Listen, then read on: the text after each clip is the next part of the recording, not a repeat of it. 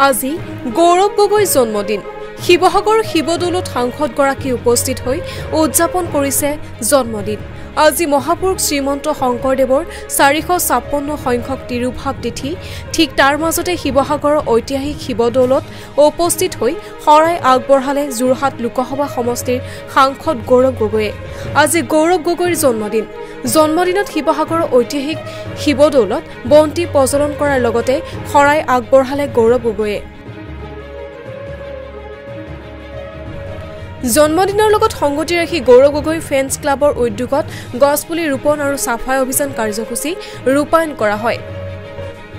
নৱ প্ৰজন্মৰ মাজত দায়বদ্ধ আৰু গতিশীল সাংসদ হিচাপে গৌৰৱ গগৈ সকলোৰে মাজত পৰিচিত হৈ পৰিছে। আনহাতে সংবাদ মাধ্যমেৰে হোৱা এক সাক্ষাৎকাৰত তেখেতে শাসকীয় চৰকাৰখনক তীব্ৰ সমালোচনা কৰে। সমস্যাৰ সমাধান কৰিব নোৱাৰি বিফলতা ঢাকিবলৈ চৰকাৰে কোট কৌশলৰ আশ্ৰয় লৈছে বুলি দাবী কৰে। আজি মই আমাৰ ৰাইজক ধন্যবাদ জ্ঞাপন কৰিছোঁ আৰু আপোনালোকে দেখা পাইছে যে আমাৰ এই পবিত্ৰ শিৱদৌলৰ সন্মুখত আমাৰ বহুত জাবৰ এনে মানুহবোৰ বাহিৰত পেলাই থৈছে। ডাষ্টবিন থাকিলেও তেওঁলোকে ডাষ্টবিনত পেলোৱা নাই।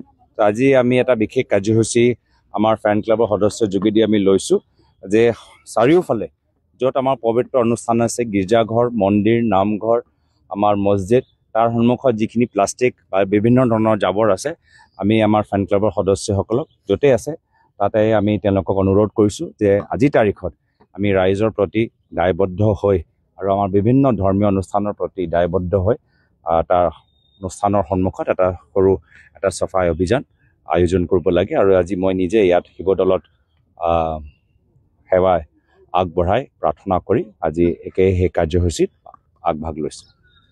কি সংকল্প আজি দিনটোত? জন্মদিনত বহু সংকল্প আজি পবিত্ৰ শিৱদৌলৰ প্ৰাংগণত আহি এটাই আমি প্ৰণ লৈছোঁ যে ৰাইজৰ প্ৰতি আমি সদায় এজন সেৱক হিচাপে আমি কাম কৰি যাম আৰু সেৱা এটা মনোভাৱ লৈ আমি ৰাইজৰ মাজত থাকিবলৈ বিচাৰোঁ। ৰাইজক আমি সেৱা কৰিবলৈ বিচাৰোঁ আৰু সেৱা কৰিবলৈ ৰাইজে আমাক পৰামৰ্শ দিয়ক, তাকত দিয়ক, শক্তি দিয়ক, আশীৰ্বাদ প্ৰদান কৰক। আৰু এই যাত্ৰাত, এই ৰাজনৈতিক যাত্ৰাত আমাৰ লোকৰ মাজত যদি ক'ৰবাত ভুল হয়, আমাৰ লোকৰ মাজত ক'ৰবাত যদি অহংকাৰ বা আমাৰ লোকৰ ফালৰ পৰা যদি ক'ৰবাত আমি ভুলতে আমি কিবা এটা পাপ এটা কৰোঁ, তেতিয়া আমাক ক্ষমা কৰক।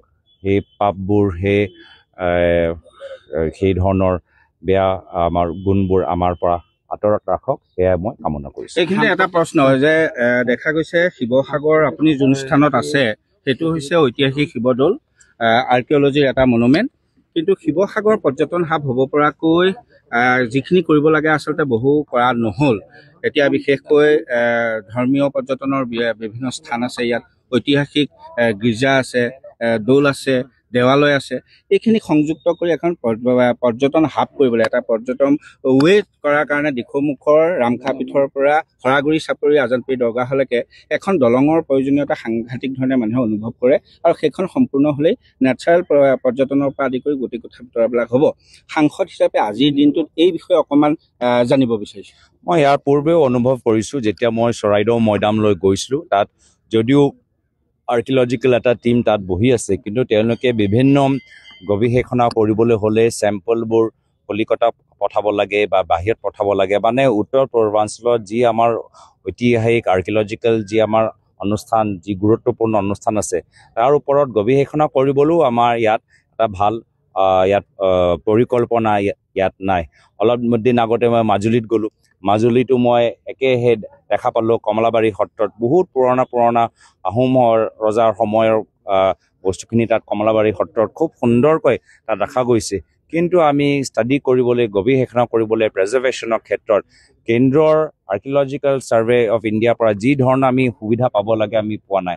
আৰু ক'ৰবাত না ক'ৰবাত তেওঁলোকে যদিও আপোনালোকে আমাৰ পৰ্যটকসকলৰ কথা কৈছে, কিন্তু মই ভাবোঁ আমাক আগতে প্ৰথমে চাইণ্টিফিক আধুনিক ৰূপে আমাক প্ৰিজাৰ্ভ কৰিব লাগিব, ডকুমেণ্ট কৰিব লাগিব, অধ্যয়ন কৰিব লাগিব। আৰু বহুত আমাৰ তথ্য আজি তাৰিখত আমি গম পোৱা নাই, বহুত আমাৰ ভালকৈ আমি কনজাৰ্ভ কৰিব পৰা নাই।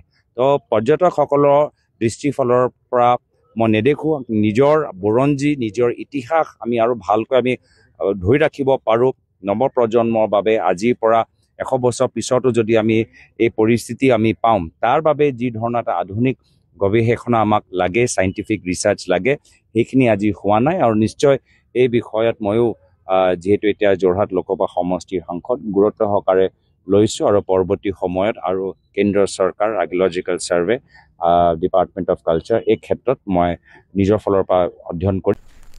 শিৱসাগৰৰ পৰা ফাৰহান লস্কৰৰ ৰিপৰ্ট, নিউজ 24 NE।